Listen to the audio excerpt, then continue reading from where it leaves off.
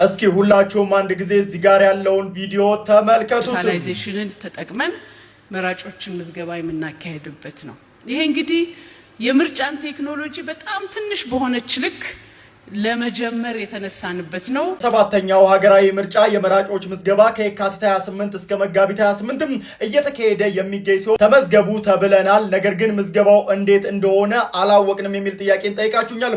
ሁለት አይነት የመመዝገቢያ አማራጮች መኖሩን ሰምቻለሁ። አንደኛው በዲጂታል አማራጭ ሲሆን ሁለተኛው ደግሞ በአካል ምርጫ ጣቢያ ቀርቦ ነው። በዲጂታል አማራጩ ስንጀምር ታዲያ በቅድሚያ በቀጥታ እዚህ ጋር የምትመለከቱትን ምርጫዬ መተግበሪያን ከፕሌይ ስቶር ወይም ደግሞ ከአፕ ስቶር ላይ በማውረድ ወይም ደግሞ የምርጫዬን ይፋዊ ድረገጽ ላይ በመግባት እንግዲህ የፋይዳ ወይም ፋን ቁጥራችሁን በመጠቀም የምዝገባ ሂደቱን ጀምራችሁ እንዲሁም ደግሞ በአቅራቢያው የሚገኘውን የምርጫ ጣቢያ በመምረጥ ቋሚ የመራጭነት መታወቂያ ወደ ስልኮ መላኩን ማረጋገጥ ይችላሉ ተብሏል። በአካል ምርጫ ጣቢያ ሄዳችሁ ለመመዝገብ ካሰባችሁ ደግሞ ማንኛውም ኢትዮጵያዊ የሆነ በድምጽ መስጫው ቀንም 18 ዓመት የሚሞላው ወይም ደግሞ እድሜው ከዚያ በላይ ሆኖ በሚኖርበት አካባቢ ቢያንስ ለ6 ወር ከቆየ በአካባቢው ወደሚገኝ የምርጫ ጣቢያ በመሄድ በመራጭነት መመዝገብ ይችላል ተብሏል። እንዲሁም ደግሞ የቀበሌ መታወቂያን፣ ፓስፖርት አሊያም ደግሞ የፋይዳ መታወቂያችሁን ይዛችሁ መቅረብ የሚኖርባችሁ ሲሆን እነዚህን ማቅረብ ካልቻላችሁ ደግሞ እንደ መንጃ ፍቃድ እንዲሁም ደግሞ